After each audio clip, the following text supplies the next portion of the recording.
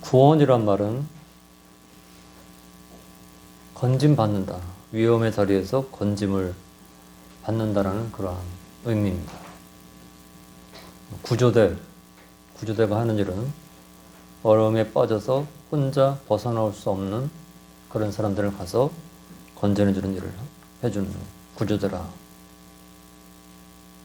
이 구원은 자기 스스로 할 수 있다라고 하면 하나님을 모독하고 하나님을 대적하는 그런 결과가 됩니다. 구원은 전적으로 우리 영역 밖에, 우리 실력 밖에, 우리 공로 밖에 권세와 능력과 모든 것을 할 수 있는 전능자로부터 오는 것을 구원이라고 합니다. 만일 사람이 연습하고 사람이 훈련하고 사람이 노력해서 받는 구원이라면 그건 자기 의지, 자기의, 자기 자랑, 자기 경험. 그래서 하나님께서는 가장 싫어하시는 것이 교만입니다. 내가 할 수 있다. 하나님이 없어도 내가 할 수 있다. 하나님 도움 없어도 나 혼자 구원받을 수 있다. 이것을 하나님은 가장 노여워하시고 가장 싫어하시고 진노하시는 겁니다. 그리고 사람은 구원을 받고 싶어도 자격이 안 되고 능력이 안 되기 때문에 그 자리에 이룰 수가 없는 것이에요. 그래서 하나님께서는 그 구원을 위해서 그 아들까지 독생자 하나님과 동등이신 아들 예수님을 이 땅에 보내주신 겁니다. 그래서 그 예수님을 십자가에 못 박아 죽게 하는, 그래서 예수님이 십자가 달리셔서 엘리 엘리 라마 사박다니 나의 하나님이여 나의 하나님이여 어찌하여 나를 버리시나이까. 하나님과 동등되신 하나님의 아들이신 예수님이 십자가 달려서 나의 하나님이여 나의 하나님이여 어찌하여 나를 버리시나이까. 그러한 가운데서도 하나님은 철저하게 예수님의 그러한 기도를 외면하셨습니다. 왜요? 우리를 구원할 방법이 그 방법 외에는 없기 때문에. 이 사실을 우리가 기억한다면 우리가 받은 구원이 얼마나 고귀한, 얼마나 가치 있는, 얼마나 귀한 것인가를 생각할 수 있다는 것입니다. 사도 베드로와 그리고 다른 11 사도들, 이 사람들은 하나님의 역사를 너무나도 가슴 깊이 보고 또 그러한 사실을 뼈저리게 인식하게 하신 성령의 역사를 보았기 때문에 오늘 주저하지 않고 예수님의 십자가를, 예수님의 부활을 전하고 있습니다. 그래서 교회라고 하는 최초의 교회가 설립되는, 최초의 교회가 창립되는 이러한 말씀이 이제 오늘 우리가 읽은 본문의 말씀입니다. 교회가 뭐 하는 곳인가? 사람들이 교회에 대한 시선이 좋지 못해요. 교회가 뭐 하는 곳인데? 교회가 자기들끼리 좋은 사람끼리 자기 마음 맞는 사람끼리 모여서 먹고 마시고 즐기는 곳인가? 교회는 살려는 곳입니다. 아까 아침에 나가서 전도하는데 항상 뵀던 분이 그래요. 사람 잡으려고 서 있어요 그래요. 사람을 왜 잡아요? 사람 잡으려고 하는 게 아니고 사람 살리려고 서 있는 거예요. 예수님 믿게 해서 예수 그리스도를 통해서 영생 얻게 하게 한 그런 모습으로서 이제 사람을 왜 잡아요? 돼지를 잡는 것도 아니고 닭 잡는 것도 아니고. 예수님은 제자들에게 너희는 사람을 낚는 어부가 되라 했습니다. 물고기 잡아서 파는, 물고기 잡아서 팔고 물고기 잡아서 살던 그런 사람들에게 사람 낚는 어부가 되라 했어요. 근데 어부들이 물고기를 잡는 이유는 뭐예요? 산 거, 발딱발딱 뛰는 살아있는 물고기를 잡아다가 그 신선, 될 수 있으면 신선한 때 빨리 팔아서 그 사람들이 그걸 신선하게 끓여 먹든 또 어떻게 해 먹든 절여 먹든 그렇게 하도록 산 것을 죽이는 일이 어부들의 일입니다. 근데 사람 낚는 어부는 구원의 자리에 이르지 못한 영원한 지옥 갈 영원한 멸망받을 사람들을 살려서 그들을 불러서 살리는 일을 하는 사람들이 바로 사람 낚는 어부예요. 그러니까 사람 잡으려고 사람을 이렇게 그분 말은 사람을 잡는 거라 잡아서 교회 오세요. 그렇게 말을 했지만 사람을 죽이는 제가 사람 잡는 잘못하면 사람을 잡을 수 있구나. 잘못하면 예수 그리스도가 아닌 다른 거 잘하면 오히려 사람을 잡을 수가 있구나. 그런 생각을 제가 했는데 오늘 사도 베드로와 이 사도들은 사람을 살리기 위해서 영혼을 살리기 위해서 성령의 역사로 담대하게 예수 그리스도의 십자가와 부활을 증거하는 이 일을 담대하게 했다는 것입니다. 그런데 이 일은 어느 날 갑자기 일어난 일이 아니고 이미 수천 년 전부터 계획된 일이었다.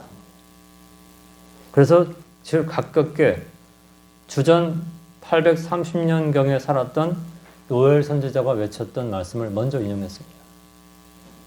성령께서 임하셨어. 성령께서 임하셨어. 절망과 또 많은 어려움에 처한 사람들이 성령의 역사로 기쁨을 얻고 그래서 예수 믿는 사람들은 뭐 세상적으로 대단한 것이 없어도 뭐 이렇게 기뻐하는지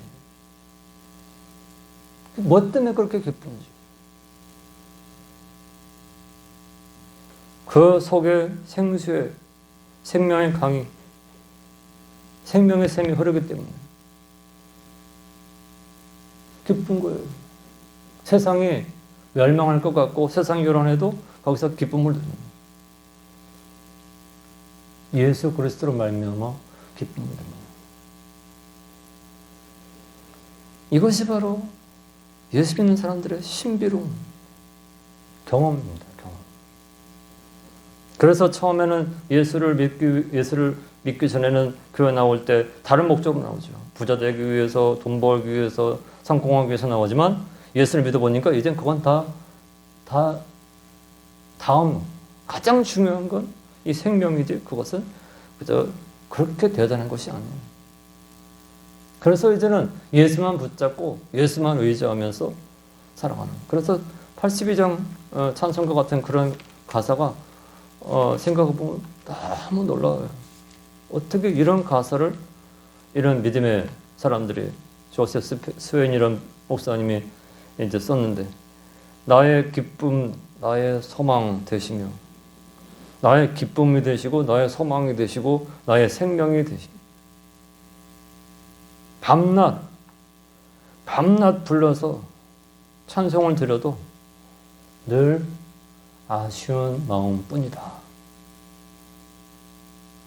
그런 믿음의 사람들이 있었기에 오늘까지 이러한 믿음이 전수되어 왔고 뭐 잠깐 낮에 몇 시간 부르는 게 아니야. 밤낮 불러서 찬송을 드려도 늘 아쉬움. 주님 어떻게 하면 더 그 위대하신 이름을 높일 거야. 오늘 요엘 선지자가 예수님이 이 땅에 오셔서 이 모든 구속 역사 이루시고 승천하신 뒤에 성령께서 오셔서 오순절 성령이 임하셔서 주시는 그 놀라운 역사들을 예언했는데 그 예언이 이제 실제가 됐습니다. 또 다윗이 주전 베드로가 외치던 당시 주전 1000년경에 예수님이 무덤에 죽으시고 무덤에 장사되실 것을 예언했고 또 무덤에서 부활하실 것을 예언했고 하늘에 올라가실 것을 예언했고, 여기 35절 말씀처럼 주께서 내 주에게 말씀하시기를 내가 내 원수로 내 발등상 되게 하기까지 너는 내 우편에 앉았으라 하셨도다. 그래서 우리가 사도신경 고백할 때 그러잖아요. 하늘에 오르사 전능하신 하나님 우편에 앉아 계시다가, 바로 그 말씀이 이미 예수님이 이 땅에 오시기도 전에 1000년 전에 다윗이 마치 옆에서 보는 것처럼 그것을 예언했던 것입니다. 그래서 다윗을 선지자라 30절에 말씀을 한 것이죠. 오늘 그러한 기초, 그러한 반석 위에 세워진 초대교회가 성장하는 그런 모습을 보여주고 있습니다. 함께 살피면서 어려운 시대지만 그래도 이러한 시대에 교회가 있다. 이러한 교회가 세워져 있다는 사실이 우리에게 감사고 희망이라는 사실을 다시 한번 생각하면서 이 말씀을 살펴보도록 하겠습니다. 첫 번째는 37절로 42절 말씀인데, 초대교회가 제시한 구원의 기초입니다. 그 구원의 기초들. 저희가 이 말을 듣고, 37절에 저희가 이 말을 듣고, 무슨 말이에요?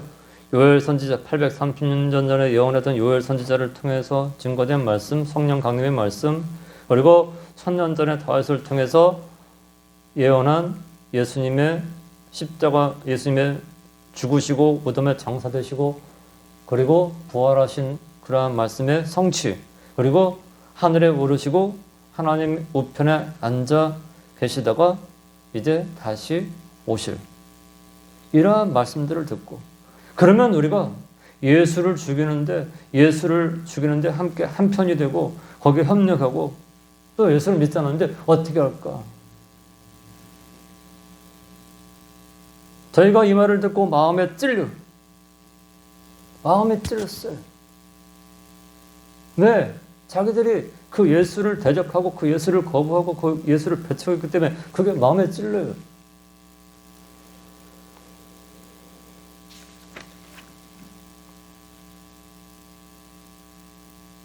하나님은 그 약속을 성취한, 그래서 하나님은 언약의 하나님이라. 언약의 하나님. 약속한 건 꼭 지켜. 그래서 약속은 함부로 하는 게 아니에요. 약속은 못 지키겠는데 못 지키면 말지 하고 약속하는 거 아니에요. 약속은 지키라고 하는 거예요. 약속을 해놓고 아무래도 안 되겠는데요? 그러면 실없는 사람이 돼요. 실없는 사람이. 아니면 그 약속을 하기 전에 그것이 정말 지킬 수 있는지 없는지 확인을 해보고 하든지, 약속해놓고 안 되겠는데요? 그럼 그 사람은 불성실한 사람이 돼요. 하나님은 약속을 하시고 한 번 하셨든 2번 하셨든 10번 하셨든 100번 하셨든 약속을 하시고 어긴 적은 한 번도 없으신 분이에요. 그래서 하나님은 요엘을 통해서 다윗을 통해서 말씀하신 그 말씀, 약속을 그대로 어떻게 현실을 되게 할까?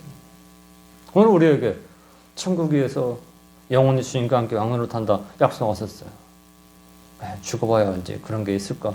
그렇게 말하는 사람들이 많아요. 그것은 아직 하나님 약속을 못 믿는 거예요. 죽어서 만약에 없으면 어떻게, 천국이 없으면 어떻게, 다 소용없잖아. 그것은 하나님을 불성실한 하나님으로 인정하는 거예요. 성경 66권 하나님 약속은 한 말씀도 헛되게 한 말씀이 없어요. 그래서 우리가 이 말씀을 믿는 것이죠. 그래서 교회 예배의 중심이 말씀입니다. 다른 것이 아니에요. 그 말씀이 그대로 이루어져서, 그러면 우리가 예수를 믿지 않기 때문에 멸망에 들어가는데 그럼 어떻게 할꼬? 마음에 찔려서 베드로와 다른 사도들에게 물어 가로되 형제들아 우리가 어찌할꼬?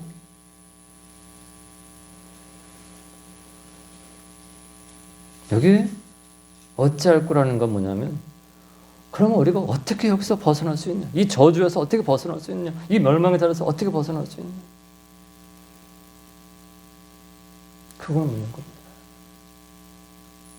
전도의 자리에 서 있는 이유는 바로 이거. 어떻게 예수님이 어떻게 구원받을 수 있어요? 어떻게 천국 갈 수 있어요? 어떻게 죄의 용서 받을 수 있어요? 그걸 묻는 사람들을 찾는데 안타깝게도 찾기가 힘들어요. 너무 찾기가 힘듭니다.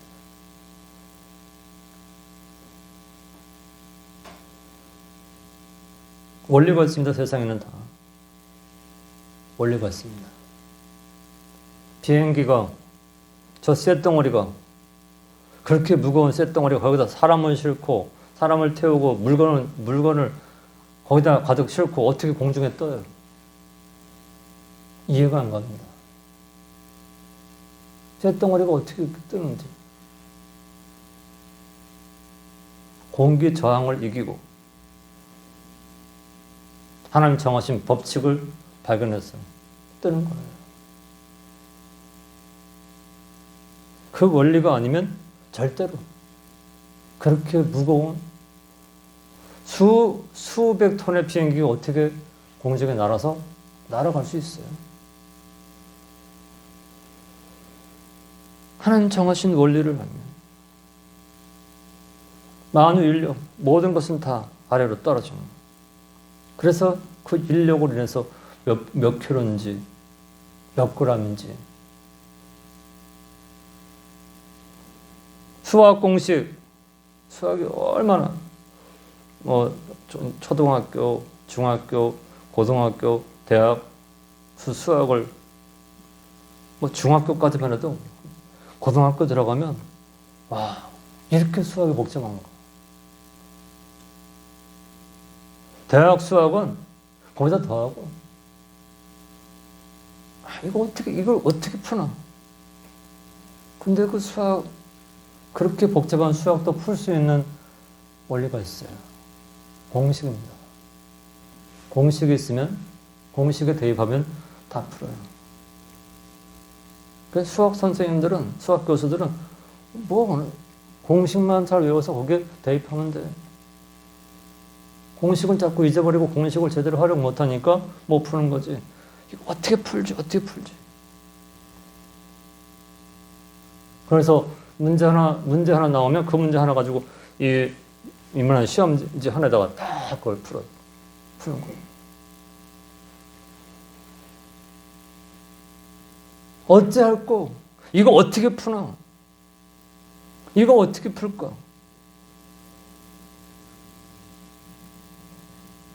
오늘 어떻게 내가 천국 갈 수 있을까? 어떻게 내 죄가 용서받을 수 있을까? 어떻게 죄인이 천국에 들어가서 영생 얻을 수 있을까?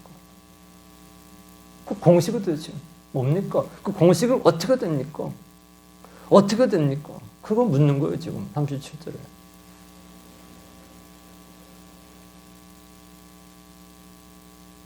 의사 앞에 환자는요. 의사는 또 달라요. 검사해봤는데요. 할 수 있는 게 없습니다. 의학적으로는 할 수 있는 게 아무것도 없습니다. 그 말 들으면요. 환자나 보호자가 다 마음이 다 무너져요.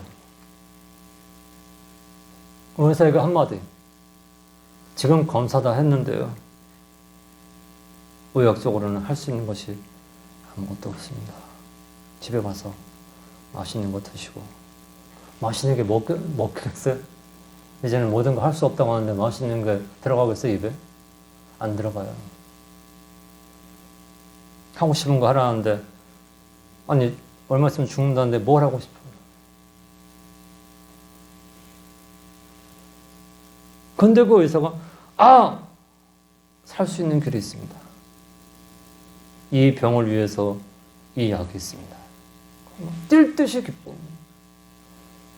내가 죽는 줄 알았는데 이러한 신약이 나왔대. 뛸 듯이 기뻐. 오늘 베드로가 어찌할꼬 외치는 사람들에게 가장 정확한, 가장 확실한 구원의 길을 전하는 겁니다. 뭐라 그래요? 베드로가 가로되. 그래서 목사가 어떻게 구원받으십니까? 묻는데 잘 모르겠습니다. 그러면 그건 가짜 목사예요. 어떻게 내가 구원받아서 하나님 나라에 갈 수 있어요? 잘 모르겠습니다. 오늘 베드로는 분명하게 모든 걸 아는 의사처럼, 살릴 수 있는 의사처럼 이렇게 하면 돼요. 어떻게? 회개하면 됩니다. 회개하면 살아요. 뭘 회개해야 되는데? 뭘 고치고 돌이키면 되는데?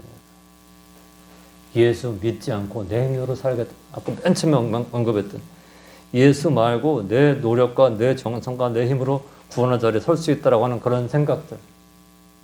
전통,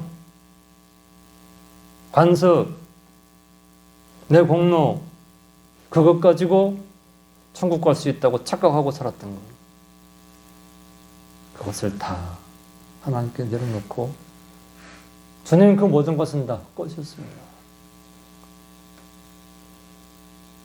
예수 믿지 않은 거, 예수 말고 다른 길이 있다라고 인정했던 거, 예수 말고 다른 이러한 수단으로 하나님 나라에 갈 수 있다고 했던 모든 것들을 쓰레기를 버리듯이 갖다가 버리는 거예요. 그리고 하나님 앞에 저를 살려주세요. 두 손 드는 것이 뭐예요?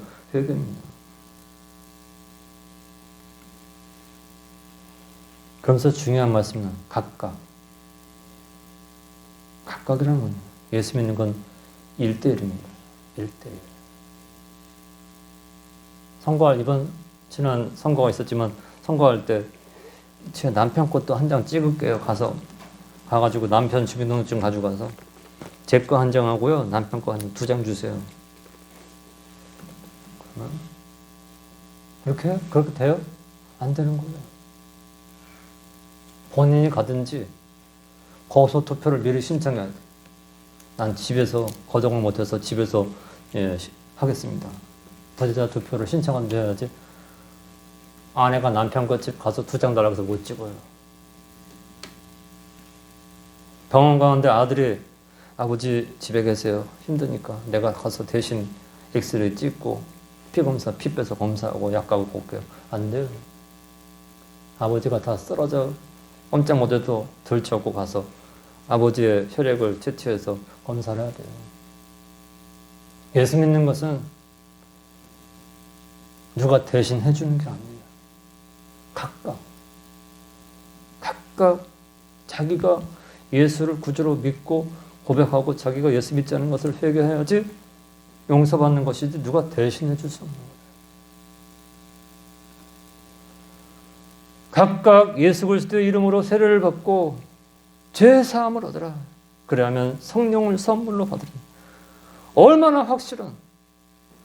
확실한 진단이고 얼마나 확실한 처방이에요. 이런 확실한 말씀이 세상에 어디 있어요? 잘 모르겠는데 아리송하게 베드로가 아주 이게 긴가 민가 도대체 무슨 말인지 알아듣기 어렵게 하지 않고 확실하게 말씀하잖아요.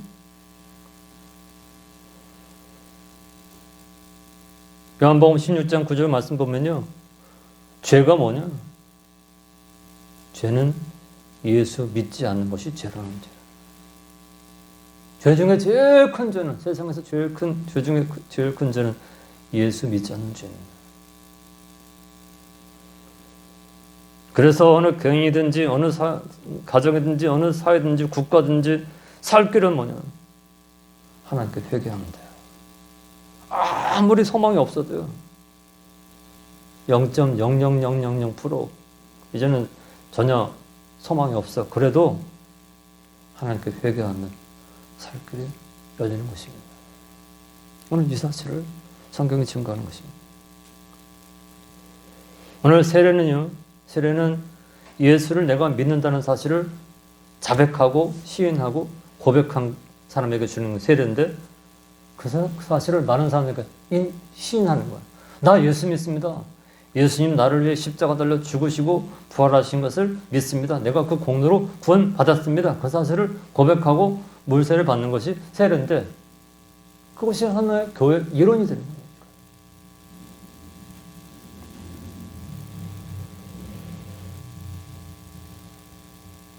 구원받기 위한 조건이 아니라 세례는 구원받은 사람이 구원받은 것을 확증하는 사인입니다. 표. 그 천주교에서는 세례를 받아야 구원받는다. 듣도 보도 못한 이상한 말들 해가지고 사람들한테 죽기 전에 세례 꼭 받게 해주세요. 이상한 이론을 써서 사람들을 미혹합니다. 구원받은 사람의 사인, 그런 것을 세례고, 그리고 그로 인해서 죄사함 받은 자가 되고 성령께서 그 속에 와서 성령이 그를 지배하고 주장하는 그런 삶이 되는 것이에요. 여기에는 누구든지, 그래서 여기서 누구든지라는 건 어느 족수도 또 어느 종이나 또 종이나 그리고 자유자나 남자나 여자나 노인이나 누구를든지 포함하는 걸 말씀하는 거예요. 그래서 예수를 믿으면 구원을 받고 하나님의 자녀가 되는 권세를 받게 되는 것입니다. 이들이 모인 것이 뭐예요? 교회라는 것이에요. 이러한 모임은 누가 해칠 수가 없어요. 이 모임을 해치려고 하면 그가 먼저 하나님 무서운 심판을 당하고 맙니다. 그래서 교회를 대적하는 것은 하나님을 대적하는 것이고, 머리 대신 예수 그리스도를, 그 머리를 해치기 위한 것이기 때문에 하나님은 절대로 교회를 대해서 상대한 자들을 용납하지 않는 것을 교회 역사를 통해서 보여주고 있습니다. 어제 예수님이 유일한 구원의 조건으로 받아들여집니다. 그래서 그 예수님을 인해서 구원받고 그것을 감사하고 그것을 전파하는 이런 일이 42절까지 놀랍게 증거되면서 3,000명 사도들이 세례 주느라고, 그때는 그저 예수를 고백하면 곧바로 세례 주느라고 3,000명이면요 엄청난 숫자예요. 이렇게 초대교회가 성장하는 역사를 이제 성경이 보여주고 있다는 것이죠. 이제 두 번째는 43절에서 47절에서 초대교회 성장의 모습을 다시 한번 말씀하는 거예요. 제자의 수가 3,000이 더했다. 그리고 47절에 구원받는 사람을 날마다 더하게 하셨다. 하나님이 날마다 구원받는 사람을 더하게 하셨다. 한국 교회도 처음에는 말씀을 전하면 사람들이 모여요. 말씀을 전하면 사람들이 모여들어요. 그러나 기독교가 쇠퇴해지기 시작하면 아무리 가서 외쳐도 듣는 사람들이 없어요.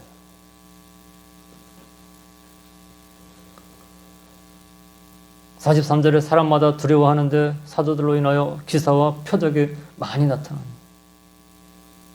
사도들로 인해서 기사와 표적이 나타납니다. 이제 다음 주에 말씀 볼 텐데 3장 1절 이하에 보면 나면서부터 안진병이 된 사람은 일으킵니다. 이건 의학적으로 있을 수 없는 일이에요. 한 번도 태어나서 걸어본 적이 없는 구걸하는 거지입니다.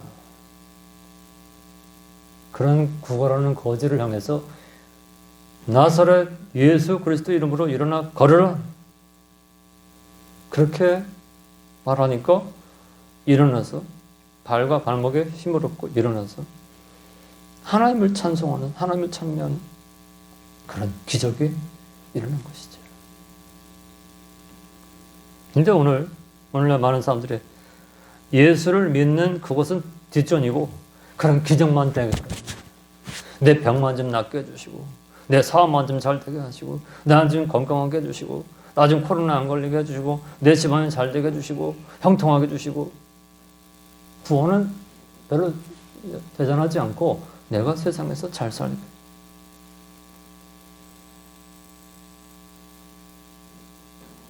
그래서 뒤바뀐 거죠.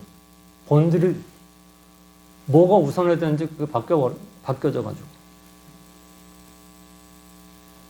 뭐가 앞이고 뭐가 뒤인지 혼동이 돼버려요. 그건 혼란이라고 그래요.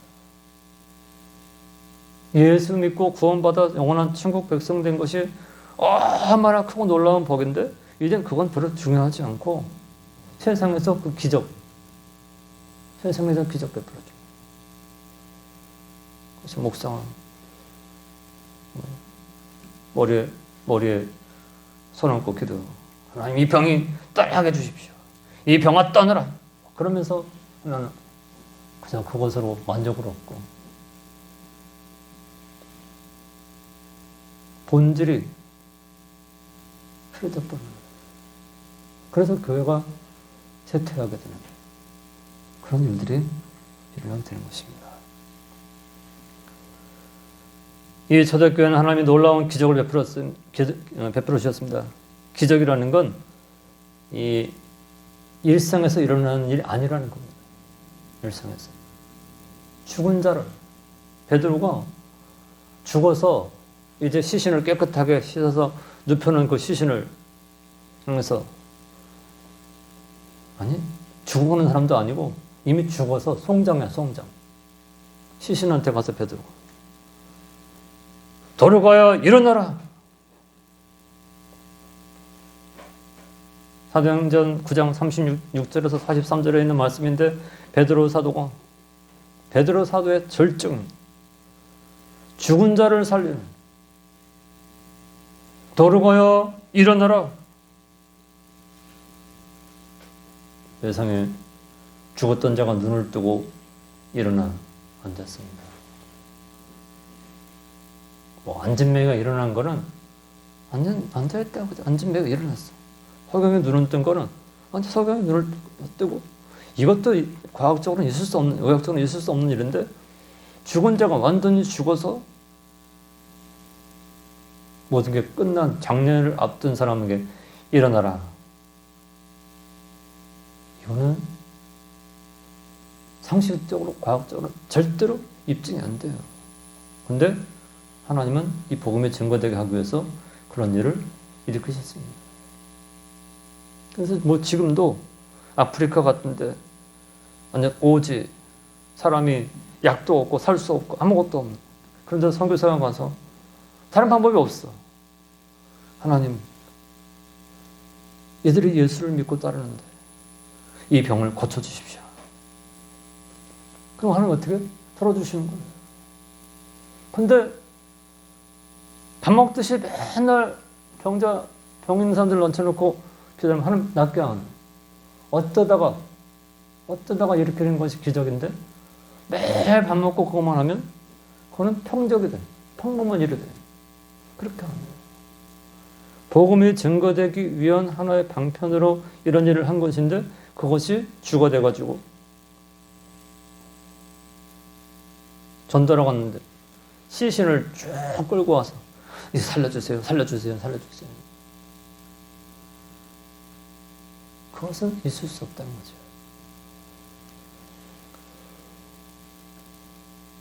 이제 오늘 여기 43절 기적과 또 표적이 많이 나타나니 믿는 사람이 다 함께 있어 모든 물건을 서로 통용하고, 그래서 얘는 여기 44절, 45절 말씀을 근거로 해가지고요, 소위 사회주의라는 것이 나타나게 된 거예요.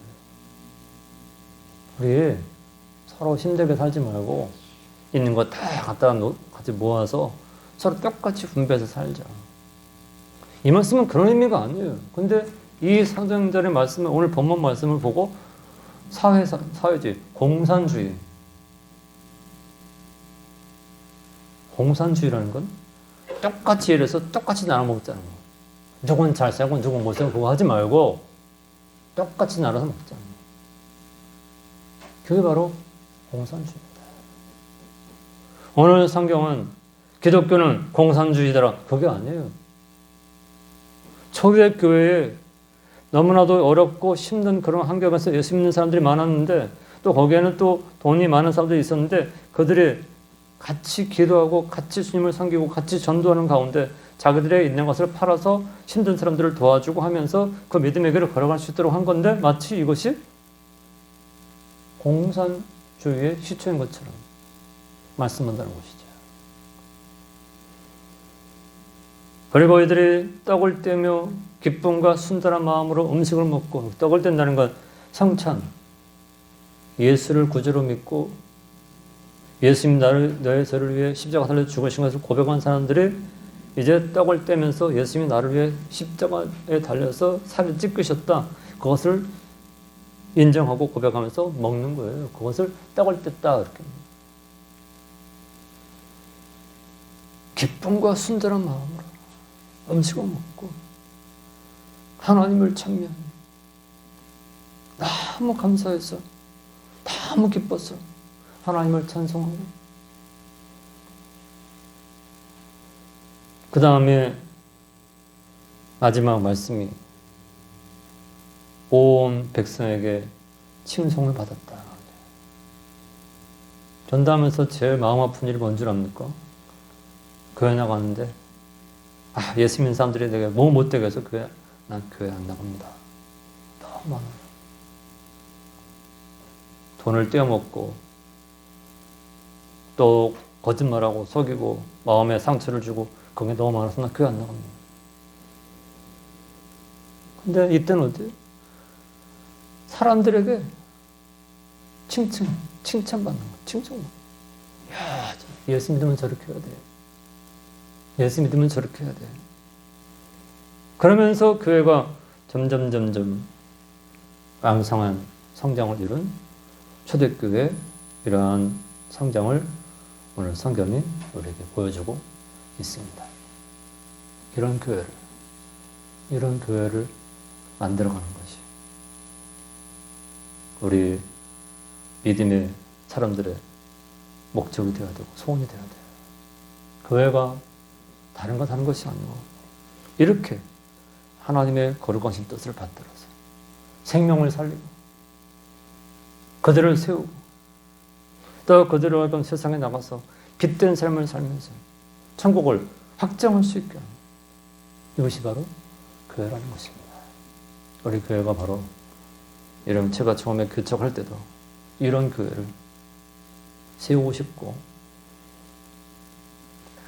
여기도 교회 저기도 교회 저기도 십자가 저기도 그런 교회 하나에 한 교회로 또 교회 하나 또 생겼구나 또 교회 하나 없어졌구나 그런 게 아니고 이러한 참교회를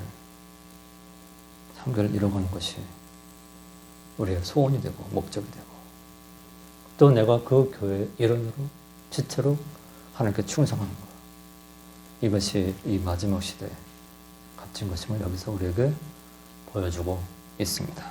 이런 말씀을 깊이 기억하시고 우리 각자가 또 우리 교회가 그 선하신 하나님의 역사에 참여해서 주의 뜻을 이루게 되기를 간절히 주 이름으로 축원드립니다.